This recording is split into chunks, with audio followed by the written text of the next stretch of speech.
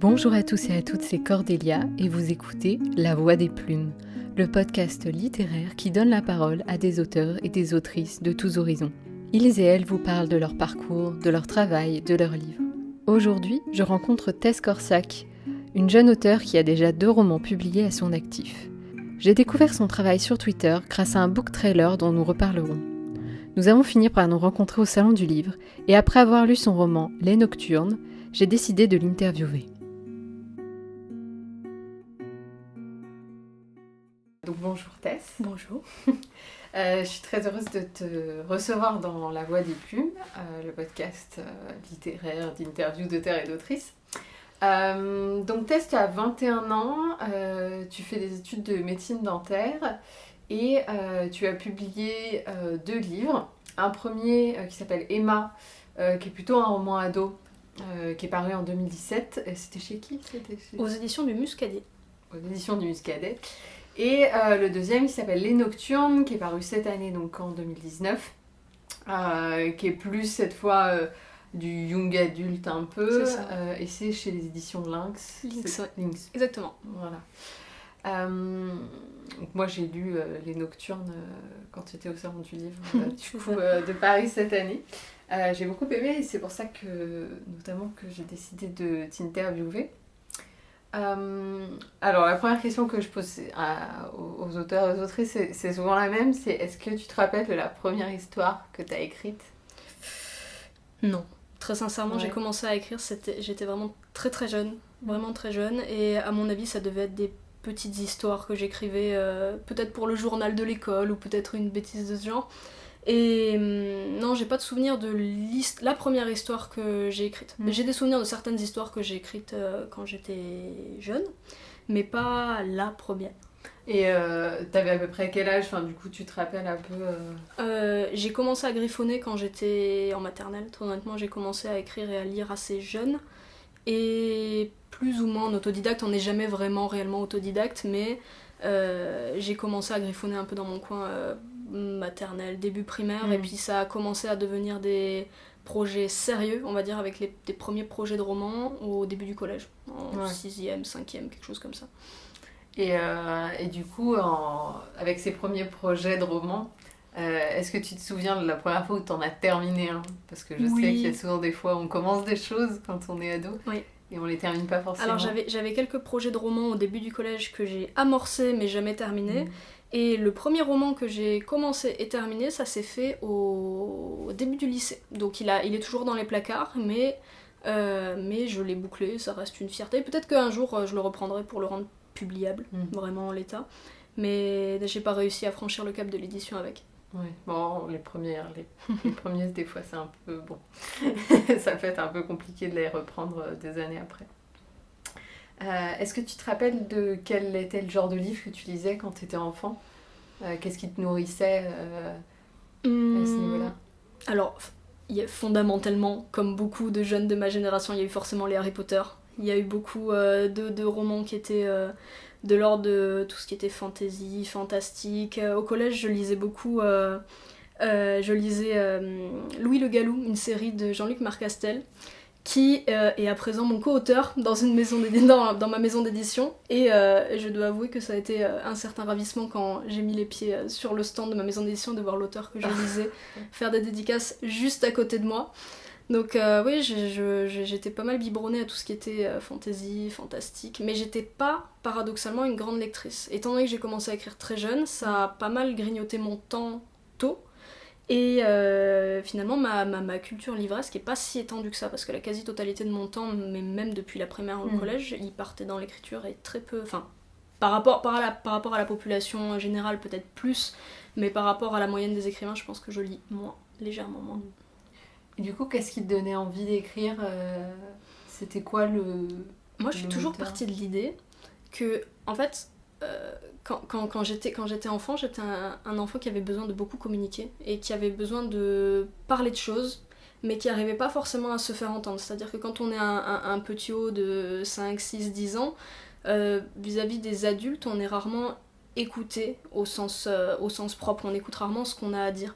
Et j'avais l'impression que écrire ou créer des histoires, ça me permettait de communiquer et d'être certaine d'être entendue quelque part. Et je pense que c'est ça, c'est cette satisfaction-là de dire les adultes me lisent, les adultes me valident, les adultes on pose un regard sérieux sur ce que je peux créer. Pour moi, ça faisait vraiment la différence avec le langage parlé. Et je pense que c'est ça qui m'a tout de suite accrochée et que je suis tombée dans cette idée de parler, enfin de communiquer par écrit. Et du coup, tu faisais lire tes histoires à qui ? Ça dépendait, très honnêtement. Certaines, je les réservais au journal de l'école, donc je les rendais publiques sans aucun souci. Mais j'avais mon petit coffre à moi où en fait chaque semaine ou chaque mois je demandais à mes parents de m'acheter des cahiers de brouillon et sur ces cahiers de brouillon je dégobillais des histoires en fait, que c'était des petites BD, des petits textes et tout ça, et ça j'avais à l'idée que je le ferais lire à quelqu'un mais au final personne n'a jamais lu et il y a toujours des cartons chez moi avec une 50aine de cahiers de brouillon qui s'entassent avec des histoires que personne n'a jamais lues. Et du coup, mes parents me disent que si un jour je deviens riche et célèbre, peut-être que ça aura de la valeur. J'espère pas, mais j'espère pas très honnêtement. J'espère que si un jour quelqu'un doit tomber dessus, ce sera pas pour le lire, tu vois. Du coup, ton premier roman édité, c'est Emma. C'est ça. Comment il est venu ce roman-là ? Alors, c'est quoi la différence entre celui-là et ceux qui sont restés dans les placards Alors déjà la maturité, c'est-à-dire que Emma c'est le premier que j'ai écrit, j'étais pas majeure encore, j'ai commencé à l'écrire quand j'étais mineure mais je l'ai publié en étant majeure, donc déjà il y avait une maturité et forcément un style qui s'est un peu affiné entre les premiers romans et celui-ci, il y a forcément un décalage de niveau, de maîtrise du style, mais il y a aussi et surtout le fait que j'étais en plein dans la PACES, la première année commune aux études de santé, en gros la première année de médecine. Et dans cette première année de médecine, on a une matière qui est extrêmement importante, qui s'appelle la sociologie de la santé, où en gros on étudie par tout ce qui est histoire de la santé, sociologie de la santé, philosophie accès santé, en parlant de thématiques telles que la fin de vie, le soin, tout ce qui gravite en termes sociaux autour de la santé, on l'étudiait là. Et moi c'est une matière qui m'a totalement fascinée, et ça m'a pas mal conditionnée pour écrire ce roman Emma, du coup, qui est un roman post-apocalyptique, mais qui parle pas mal du rapport à la maladie, du rapport au corps, de la peur d'être malade, de ce que c'est être malade, est-ce qu'on est malade quand on se ressent malade, ou est-ce qu'on est malade quand les symptômes se manifestent et tout ça. Et du coup, ça m'a permis de beaucoup réfléchir à ça, et le bouquin, il est sorti un peu comme ça, c'est-à-dire que avec cette année qui est extrêmement chronophage, c'était des 70 heures de travail par semaine sans abuser, et j'avais besoin d'avoir des moments où je m'échappais un peu, et l'écriture ça me permettait de canaliser tout ça, grosso modo, voilà. Et du coup, tu l'as envoyé à plusieurs maisons d'édition ?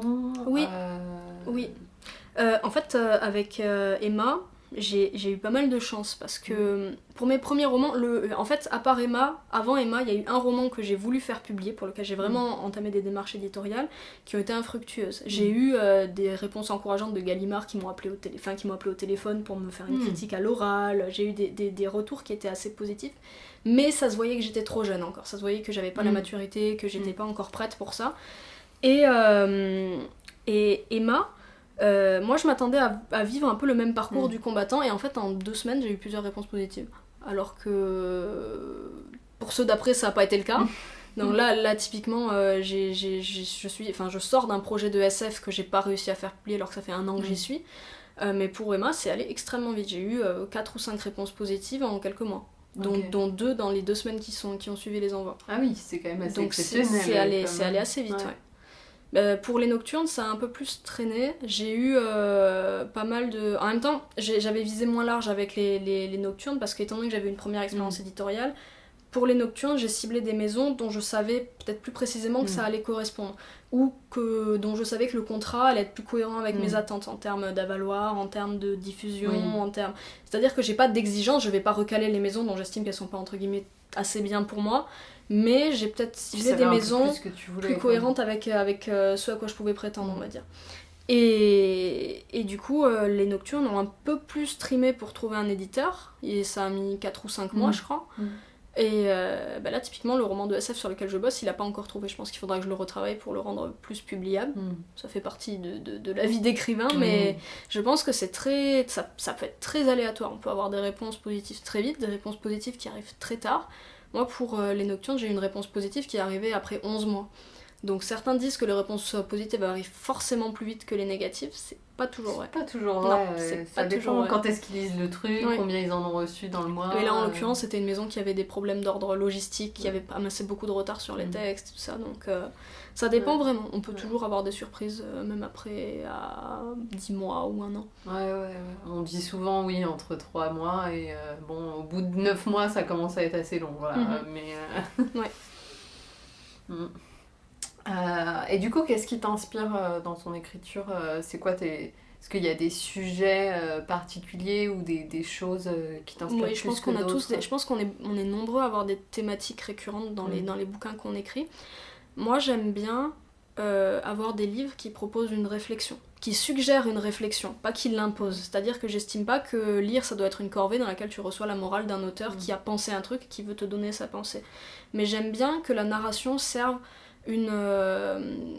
offre des pistes de réflexion sur des sujets divers. Alors moi, les sujets que j'aime bien, c'est tout ce qui tourne autour de du concept d'humanité, de tout ce qui est autour de la psychologie, de tout ce qui est tout ce qui touche à l'intime en fait et à l'identité. J'aime bien avoir des narrateurs à la première personne en fait, enfin de faire des récits à la première personne. Et parce que ça me permet d'étudier justement cette question de l'identité, de proposer des personnages qui évoluent, qui prennent des décisions qui peuvent être bonnes, qui peuvent être mauvaises, mais en tout cas qui suggèrent toujours au lecteur des pistes de réflexion. Encore une fois, sans chercher à les imposer, parce que je pense pas que c'est le rôle d'un auteur que d'éduquer ses lecteurs. Je sais pas si tu vois ce que je veux dire. Oui. Donc moi j'aime bien tout ce qui touche à ça, tout ce qui est un peu sociaux, tout ce qui est un peu humain en fait. Et je me demandais, qu'est-ce qui te vient en premier quand tu écris une histoire? Est-ce que tu es du genre à avoir le pitch d'abord, avoir les personnages d'abord, avoir une idée, une scène, enfin...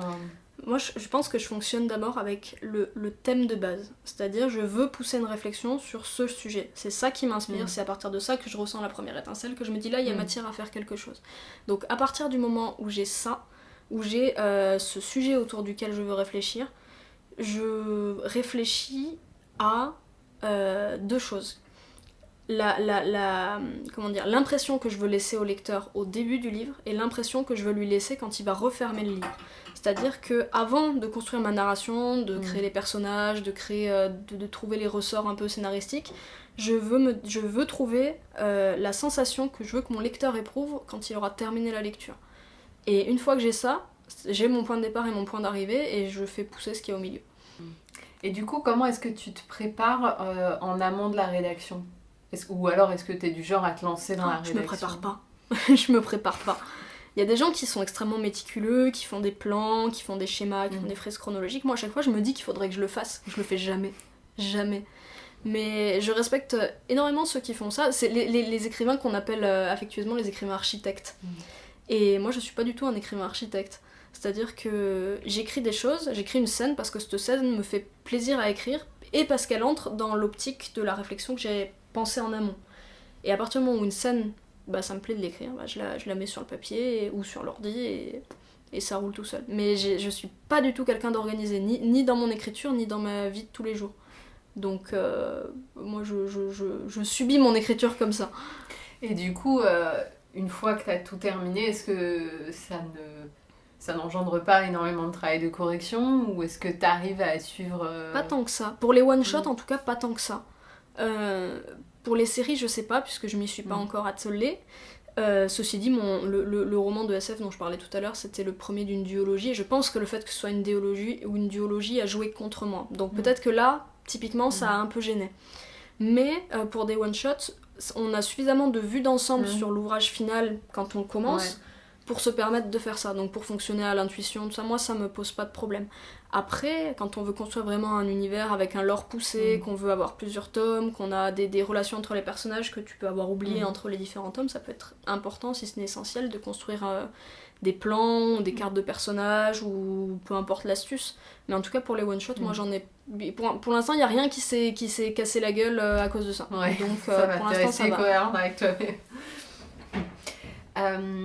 Bon, t'as un peu répondu, on va voir si t'as d'autres choses à développer là-dessus, sur cette question du fait que le thème de la médecine, enfin tout ce qui est autour un peu de ça, revient souvent, et le fait que tu fasses des études de médecine, etc.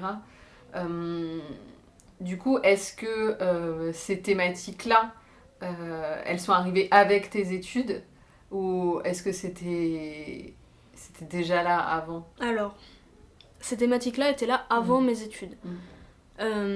Par contre, j'ai changé d'approche en étudiant tout ce qui était de l'ordre du médical et de la sociologie de la santé, forcément.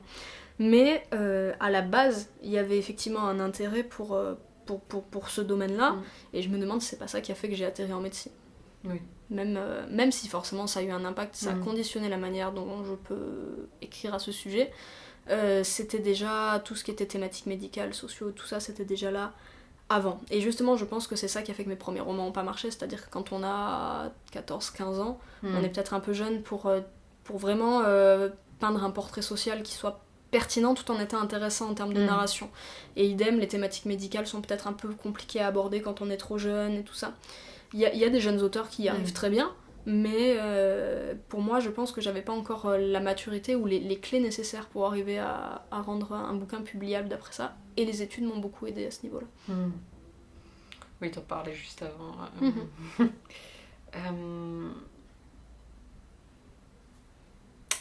Je sais que t'as la particularité d'écrire sur papier. Oui, alors t'en as déjà parlé un peu du coup, parce que tu parlais des cahiers que t'avais quand t'étais enfant. Mais du coup, oui, moi quand je t'ai vu écrire,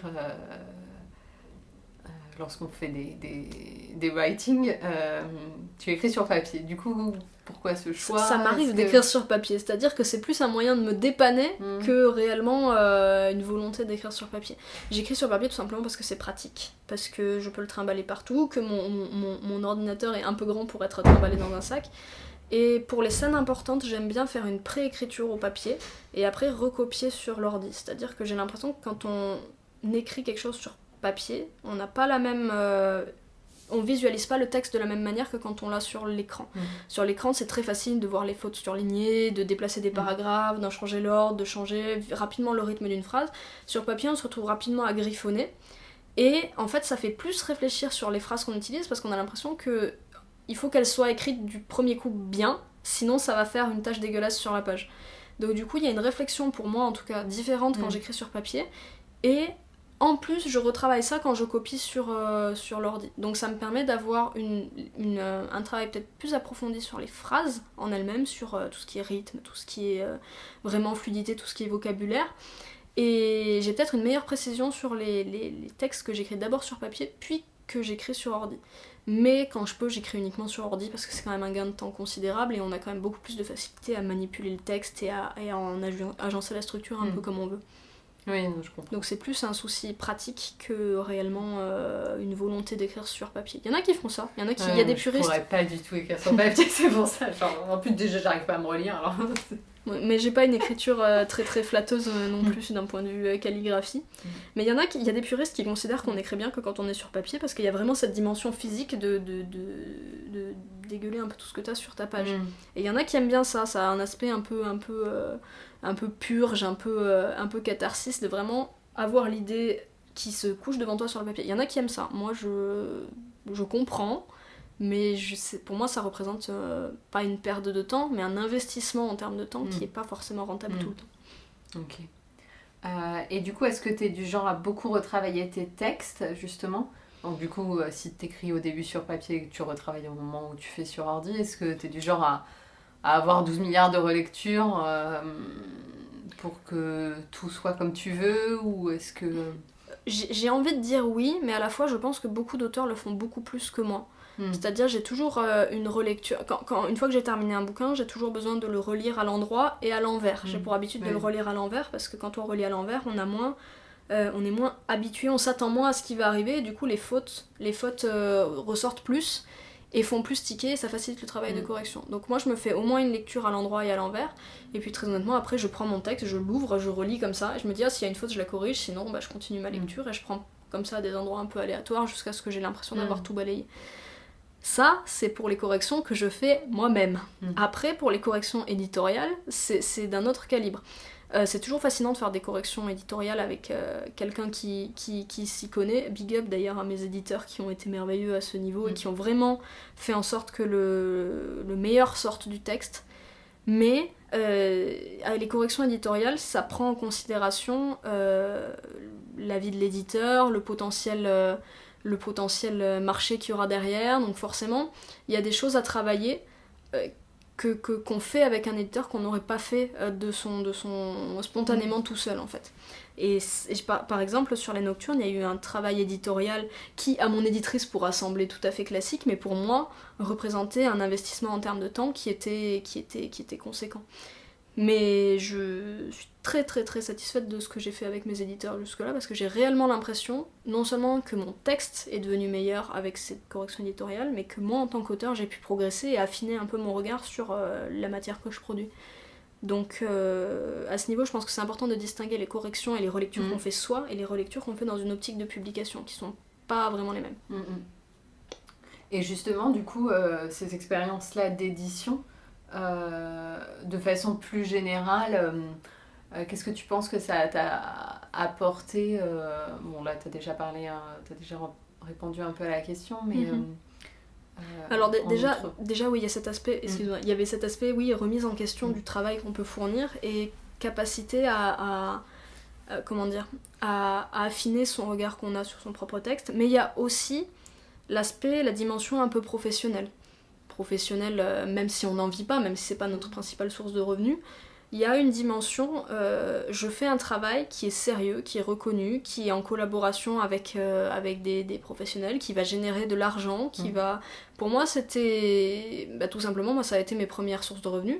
Ça a été mes premiers contrats signés avec... j'avais signé aucun contrat dans ma vie d'étudiante, j'avais jamais eu de job d'été et tout ça. Moi, tous mes revenus...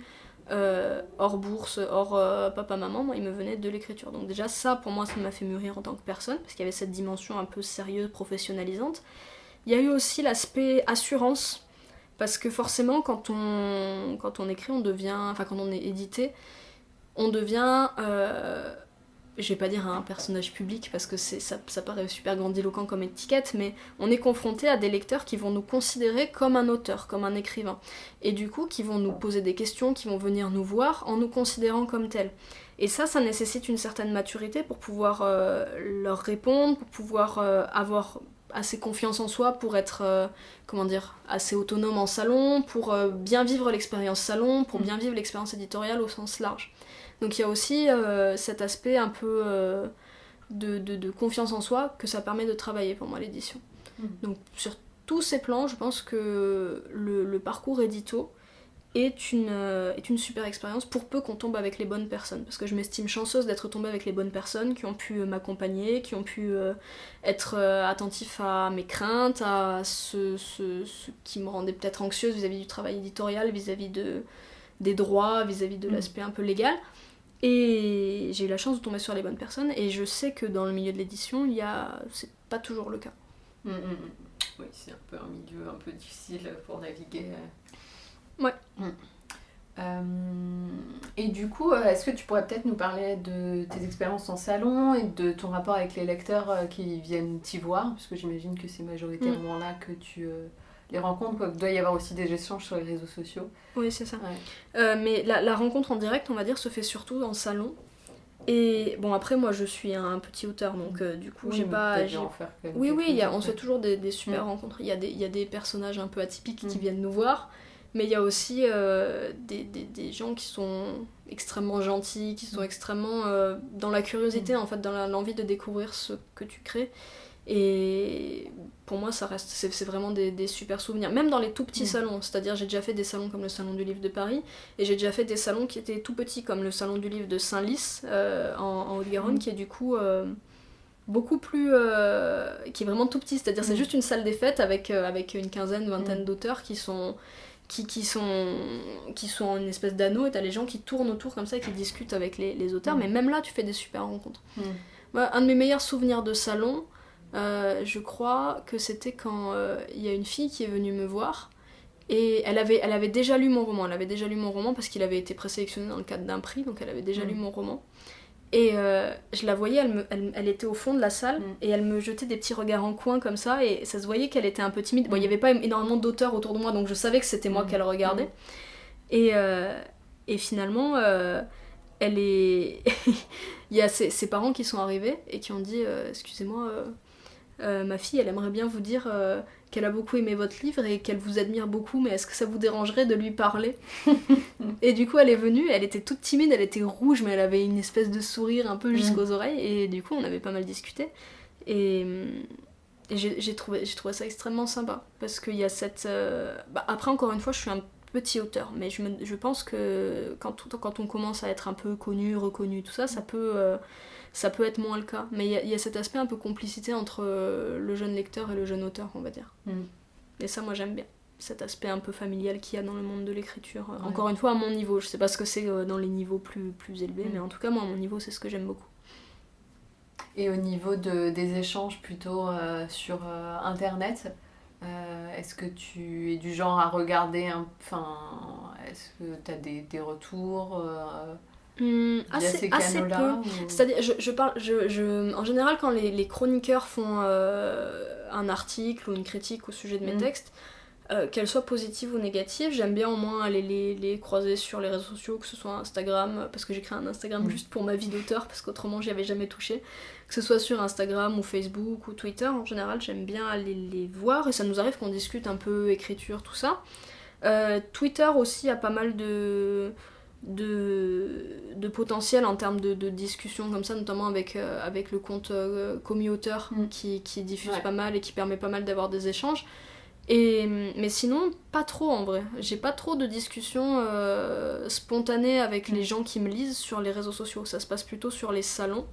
Et en général, c'est plutôt moi qui vais les chercher. Typiquement, il y a quelques mois, il y a 2-3 mois je crois, j'ai voulu faire un logo auteur pour ma page, pour me faire une espèce de gaufrier pour marquer les pages, le papier. Et je suis allée voir une des filles que j'avais justement croisée en salon et dont je savais qu'elle aimait bien dessiner. Donc je suis allée la voir et je lui ai demandé si ça la dérangeait pas que je la paye pour faire un logo en fait. Et elle était toute contente parce qu'elle m'avait vue en tant qu'auteur, donc il y avait cette étiquette un peu, cette asymétrie un petit peu entre le lecteur qui vient lire l'œuvre d'un auteur en fait, et le fait que là ce soit moi qui lui demande en tant que dessinatrice, qui lui passe une commande en tant que elle en tant qu'artiste. Et ça s'est super bien passé et tout ça, et du coup voilà, moi j'ai pas eu trop d'expérience spontanée avec les lecteurs sur les réseaux. Par contre j'aime bien aller voir les lecteurs, moi de mon plein gré sur les réseaux. Et du coup comment tu gères les retours, etc. Je sais pas si qu'ils soient positifs ou négatifs. Alors les retours positifs, forcément ça fait toujours extrêmement plaisir, et c'est peut-être le plus simple, c'est-à-dire c'est ceux qui font ce que peut-être au fond de nous on attend d'une critique, c'est-à-dire valider notre travail, c'est-à-dire pas nous féliciter, mais reconnaître qu'on a travaillé et reconnaître tout le temps qu'on a pu passer dedans. Donc ça c'est une chose. Les critiques mitigées, je les trouve extrêmement intéressantes. C'est-à-dire que les gens mettent en avant ce qui va et ce qui, à leurs yeux, n'a pas fonctionné. Donc là aussi, moi j'ai aucun souci à accepter les critiques mitigées. Et les critiques négatives, qui arrivent forcément, c'est peut-être un peu difficile à digérer, mais paradoxalement, la première fois que j'ai reçu la mienne, c'est-à-dire la première chronique qui est sortie, qui était pas en train de démonter mon texte, mais qui disait ouais j'ai pas accroché du tout, franchement les personnages je les ai pas aimés pour telle raison, l'intrigue j'ai trouvé ça vu et revu, tout ça, en fait quand je l'ai lu je me suis dit en fait c'est pas si terrible. Ok, la personne elle a pas aimé, mais je pense que le processus éditorial fait qu'on prend du recul sur ce qu'on crée et on réalise que ça fait partie du job en fait, tout simplement. Et les critiques négatives que j'ai pu recevoir, j'en ai pas eu énormément, mais j'en ai eu. Et je me dis, vraiment ça fait partie du travail, et ça veut dire que des gens lisent. C'est-à-dire que c'est des gens qui sont pas ma famille, qui sont pas papa-maman, qui sont pas mes amis, et qui donnent un avis sur mon texte. C'est-à-dire que ces gens je les ai jamais rencontrés, mais ils ont lu mon bouquin. Donc de ce point de vue-là, moi ça me fait pas plaisir, mais je me dis au moins j'ai réussi à faire ce que je voulais, c'est-à-dire écrire des trucs et qu'ils soient lus. forcément il faut mettre un peu l'orgueil de côté, mais de manière générale l'orgueil il faut un peu le mettre de côté quand on est écrivain, que ce soit au niveau des corrections éditoriales, que ce soit au niveau des attentes qu'on peut fantasmer quand on n'a jamais publié en termes de vente, en termes de diffusion, en termes de tout ça. Il faut un peu laisser l'ego de côté pour pleinement profiter de l'expérience, mais c'est toujours une opportunité de mûrir et de gagner en expérience, donc j'ai jamais eu le souvenir d'avoir été déstabilisée réellement par une critique au point de me sentir vraiment mal. Oui, je vois. Avec ton livre Les Nocturnes, il y a une petite spécificité, c'est que j'ai vu que tu avais sorti un trailer en fait du livre. Je suis très contente que ce soit remarqué. Oui, non mais moi c'est comme ça d'ailleurs que j'ai entendu parler du bouquin, c'est que je l'ai vu passer. Est-ce que du coup tu peux nous en dire plus de comment ça s'est passé, etc. Parce que c'est quand même assez original. Alors j'ai eu la chance de connaître autour de moi des gens qui étaient des artistes dans leur domaine, c'est-à-dire de connaître une compositrice, de connaître un réalisateur amateur, pas d'acteur, mais en jouant avec mes connaissances, on a pu réunir une équipe de gens qui étaient passionnés, c'est-à-dire à part notre ingénieur son, personne n'a été rémunéré pour ce trailer.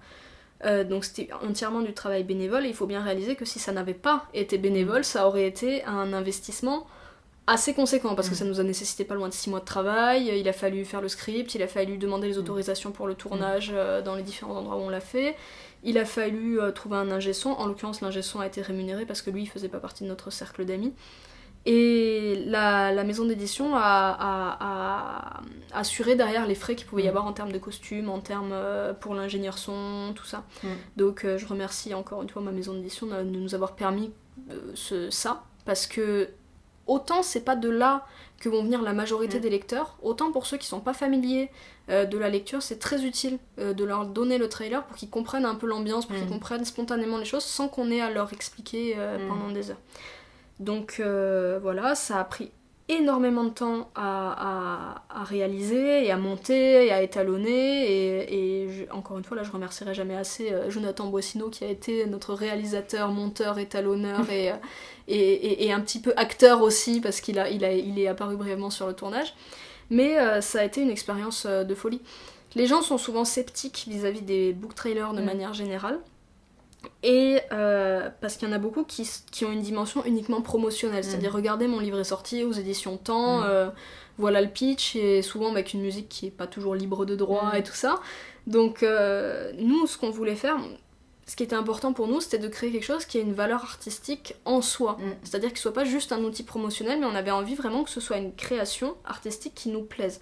Donc on a vraiment travaillé les plans, on a travaillé l'acting, on a travaillé tout ça pour que ça rende quelque chose qui soit agréable à regarder tout simplement. Et pour la composition, on a demandé à notre compositrice Marie-Hélène Marty de nous faire la composition, mais de bout en bout. C'est-à-dire comme ça, au moins, on est sûr qu'on n'a pas d'emmerde avec les droits, avec le fait d'utiliser des musiques qui sont pas à nous, avec tout ça.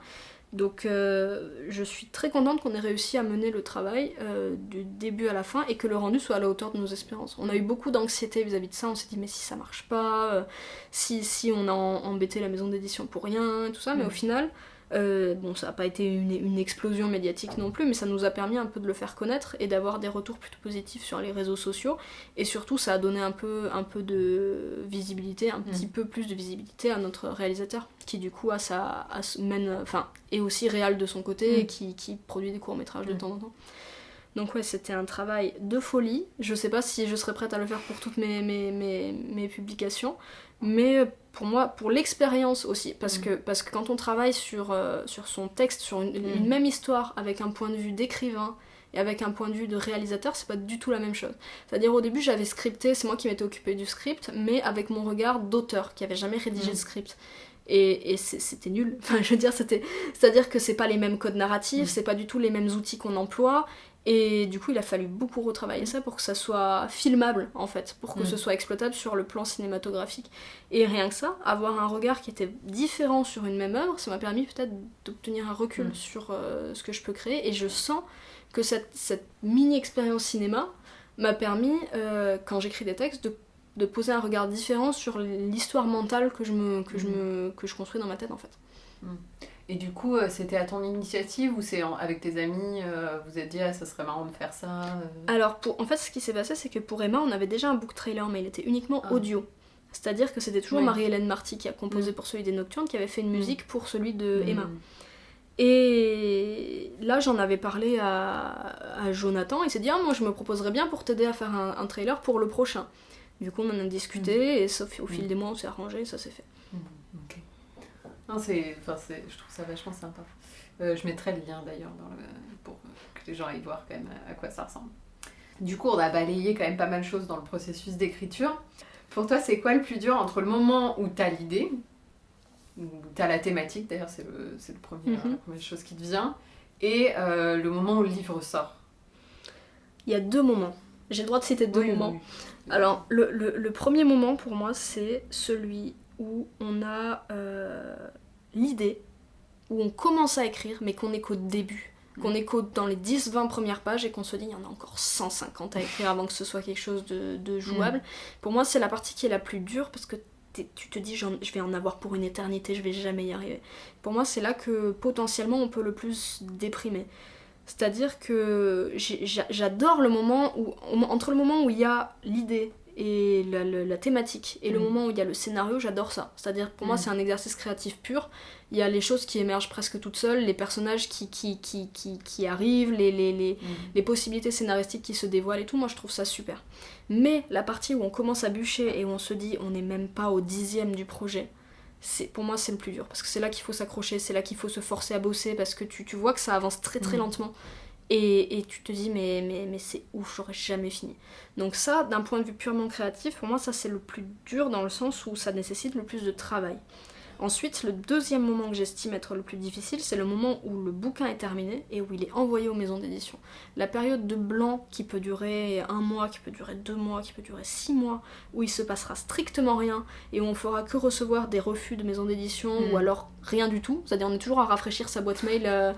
Ou des accusés de réception. Ou avoir que des accusés de réception alors qu'on voit la notification de mail qui apparaît. En fait, c'est juste un accusé de réception d'une maison qui t'enverra de toute façon un refus automatique après t'avoir envoyé un accusé de réception automatique. Donc ça, pour moi, c'est terrible parce qu'il se passe rien et parce qu'on peut rien y faire en fait. Du coup, c'est là qu'il faut se concentrer. Pour moi, c'est là que je me concentre sur d'autres projets. Le problème, c'est que t'es toujours dans cette attente, dans cette idée de mais est-ce que j'ai pas reçu un mail ? Est-ce que j'ai pas reçu un mail ? Et moi, je suis assez obsessionnelle sur ça. C'est-à-dire qu'à partir du moment où je sais que j'attends une réponse, je vais avoir tendance à trop rafraîchir ma boîte mail et à être pendue à ma messagerie comme si j'allais attendre, comme si le message allait tomber comme ça, parce que j'ai rafraîchi 150 fois ma messagerie. Ça ne marche pas comme ça. Et du coup, il se passe des mois sans qu'il y ait rien d'intéressant. Et ça, sur le plan psychologique, plutôt, c'est assez dur parce que moi, j'ai l'impression de pas avancer. Mon objectif, c'est de construire quelque chose avec mon écriture. J'aimerais bien lancer une petite carrière un jour et arriver à avoir publié pas mal de bouquins. Le truc, c'est que quand il y a 6 mois qui passent, je me dis je suis en train de perdre du temps. Mais à la fois, c'est normal parce que les éditeurs ont énormément de choses à faire. Il y a les piles de bouquins qui arrivent tous les jours du côté des maisons d'édition et jamais j'en voudrais aux éditeurs en eux-mêmes. Mais c'est vrai que moi, c'est là que je patine un peu en termes de... C'est là où j'en ai le plus marre, en fait. Ouais, je comprends. C'est quand même hyper spécial, ce moment d'attente entre l'envoi et... Du coup, l'astuce que j'ai trouvée là récemment, c'est quand j'attends des réponses, c'est de faire des concours de nouvelles. Comme ça, je me dis, j'attendrai toujours quelque chose. C'est-à-dire, c'est pas j'aurai peut-être pas la réponse pour mon roman de suite, mais je pourrais avoir une réponse pour un concours de nouvelles. Et en fait, là, en début d'année, j'ai bourriné les concours de nouvelles, j'ai envoyé 6 ou 7 concours, et dans ce cas, je me dis, voilà... Toute l'année, il y a des chances qu'il y ait des trucs qui tombent, donc je vais pas rester trop dans le vide. C'est pas mal. Du coup, au niveau de ta méthode d'écriture, du coup, t'es plutôt du genre freestyle, c'est ça ? Oui, clairement. Plutôt du genre jardinier, comme ils disent. Je sais pas qui est à l'origine de cette métaphore à la base, je l'ai déjà entendue plusieurs fois, il y a pas mal d'écrivains qui la ressortent. Donc je suis désolée pour cette personne, mais je retrouve pas le propriétaire ou le papa de cette citation ou la maman de cette citation. Mais en tout cas, je trouve qu'elle est assez appropriée, c'est-à-dire que d'un côté, il y aurait les écrivains qui seraient architectes, qui prévoiraient vraiment méthodiquement leurs histoires et tout ça, et de l'autre côté, les jardiniers qui sèmeraient un peu les idées partout et regarderaient où ça pousse. et quelque part entre les deux des hybrides qui fonctionneraient un peu comme l'un, un peu comme l'autre. Moi je suis sur le spectre jardino-architecte, moi je suis beaucoup plus du côté jardinier qu'architecte.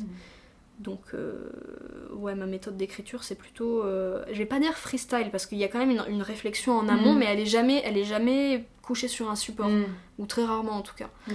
C'est-à-dire que ça peut m'arriver de me taper des insomnies en pensant jusqu'à 3-4 heures du mat à ce que je veux écrire, ce qui me ferait plaisir d'écrire. Pas des notes sur ton scénario. Mais je prends pas des notes, non. Parce que de toute façon, si j'écrivais des notes, je leur tordrais le cou juste après parce que j'ai eu une autre idée ou quoi. Donc moi, ça me m'aide pas. Ceci dit, ça peut aider des gens. Donc s'il y a des gens qui se sentent plus à l'aise en faisant comme ça, ça peut vraiment être une piste intéressante. Alors là, c'est une petite question qui est qui est un peu à part, mais est-ce qu'il y a un livre que tu aurais aimé écrire ? S'il y a un livre que j'aurais aimé écrire. Oui. Les animaux dénaturés de Vercors. C'est un bouquin qui traite justement de tout ce qui est le rapport à l'humanité, de ce que c'est l'humain, de ce que c'est pas l'humain. Et c'est un bouquin que je trouve très lisible et assez intéressant à lire dans le sens où c'est l'histoire de la découverte d'une nouvelle espèce dont on ne sait pas vraiment si elle est humaine ou pas, qui ont un peu des dégaines d'australopithèques, qui sont petits, qui sont quadrumanes, c'est-à-dire qui ont des pouces opposables aux pieds. Et j'ai trouvé ça extrêmement intéressant.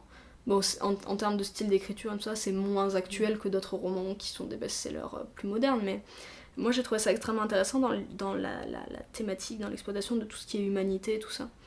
Donc, et je pense que ça m'a pas mal inspirée pour les romans que j'ai pu écrire, surtout le dernier que j'espère boucler d'ici la fin de l'année.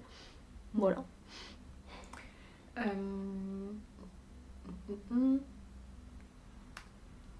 Est-ce que tu aurais des conseils pour des gens qui écouteraient et qui veulent écrire ou ont commencé des choses mais les ont jamais terminées mais voilà, des conseils d'écriture ou de... Ouais, bien sûr. Alors pour moi déjà en écriture, il n'y a pas de tutoriel à suivre, c'est-à-dire il y a beaucoup d'auteurs qui font des tutoriels, des tutoriaux. Si vous voulez arriver à écrire, faites ça, travaillez ça, lisez lui, lisez elle, lisez machin. Moi je suis assez peu... Peut-être parce que je suis pas une grande lectrice, mais je suis assez peu dans cette idée qu'on a besoin d'un tutoriel pour écrire. Je pense que chacun a un rapport extrêmement intime avec son écriture, et que chacun écrit selon sa personnalité, selon ses envies, selon ce qui lui fait plaisir. Donc d'un point de vue purement pratique pour l'écriture, je pense que c'est à chacun de trouver sa méthode, et la méthode qui lui fait se sentir le mieux, surtout.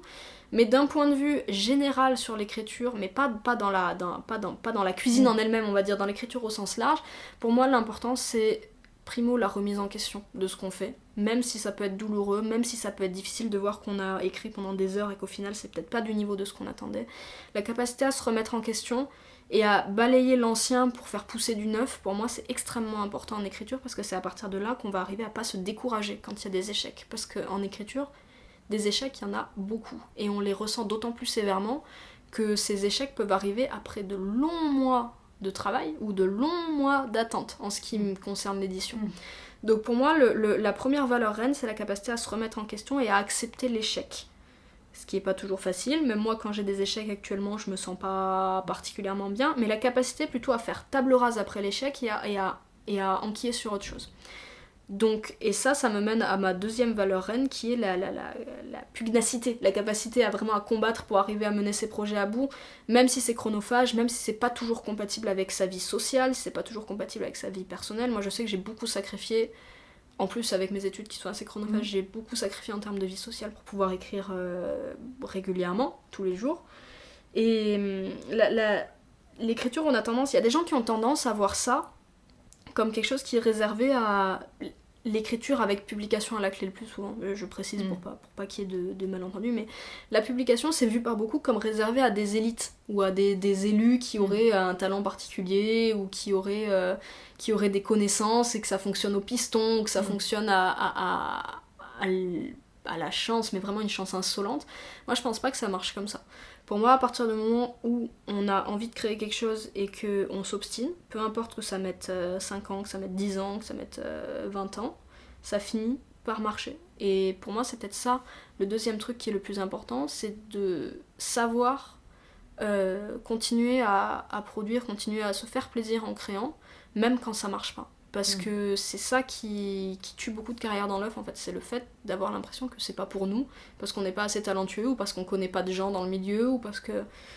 Pour moi, il faut du travail. Je suis pas quelqu'un d'extrêmement bosseur de manière générale dans ma vie, mais pour l'écriture, moi j'ai intériorisé le fait que si on voulait des trucs, il fallait bosser. Et qu'il fallait se plier à... Bah oui, parfois on échoue, bah oui, parfois on nous dit que c'est mauvais ce qu'on fait, ben... Tant pis, faut continuer à bosser, et ça, pour moi, ça finit par payer à partir du moment où on s'obstine suffisamment. On arrive sur la fin de mes questions. C'est quoi que... Est-ce que y a un livre que tu lis en ce moment ? Non, j'ai pas... Non, ça fait longtemps. Bah en fait, là en ce moment, étant donné que j'écris, que je suis sur mes projets, ça fait longtemps que j'ai pas lu. Le mois dernier, j'ai lu Le Passageur de Andoris, qui est aux éditions Lynx, comme moi, que j'avais eu au Salon du Livre, que j'ai beaucoup aimé. Mais sinon, non, en ce moment, je suis pas je suis pas dans une période lectrice, on va dire. Et donc justement, du coup, c'est ma dernière question sur tes projets actuels, sur quoi tu travailles en ce moment, et de là où est-ce qu'on peut te retrouver, retrouver ton travail, etc. Alors, déjà, retrouver mon travail, c'est sur les réseaux sociaux, que ce soit sur Facebook, que ce soit sur Instagram ou sur Twitter, toujours à Tess Corsac, j'ai pas de pseudo particulier. Pour mes projets actuels, là, je suis sur 2 plans. Je vais retravailler un projet de SF, comme je l'ai dit peut-être un peu plus tôt, qui était à la base une duologie, mais je pense que ça va devenir un one-shot, parce que c'est plus cohérent avec la publication, c'est peut-être plus cohérent avec ce que j'ai l'habitude de faire. Et là, en ce moment, je travaille sur une uchronie médicale, mais toujours young adulte, donc à destination des jeunes entre 15 et 25 ans. Et qui est toujours assez imprégné de cet aspect un peu médical, de cet aspect un peu socio. Et voilà, qui va toujours traiter de la notion d'humanité, tout ça. Donc j'espère arriver à le boucler d'ici fin 2019. Et j'espère qu'il aura des réponses positives plus rapidement que son grand frère, l'ASF. Ok. Écoute, merci beaucoup pour tout ce que tu as raconté. C'était vraiment très très intéressant.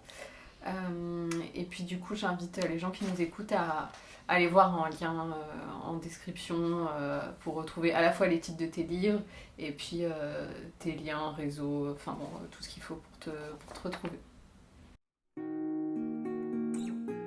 Merci à tous et à toutes d'avoir écouté ce podcast et merci à Tess pour sa disponibilité et ses réponses qui étaient, ma foi, très intéressantes. Je vous invite à découvrir le travail de Tess, notamment ses romans, via son Twitter, son Instagram. Je vais tout mettre dans la description, bien sûr. La Voix des Plumes, c'était prévu pour être tous les premiers du mois, mais finalement, c'est pas tous les premiers du mois, comme vous avez pu constater. Et c'est un podcast disponible sur SoundCloud, sur YouTube, sur iTunes et vos applications de podcast.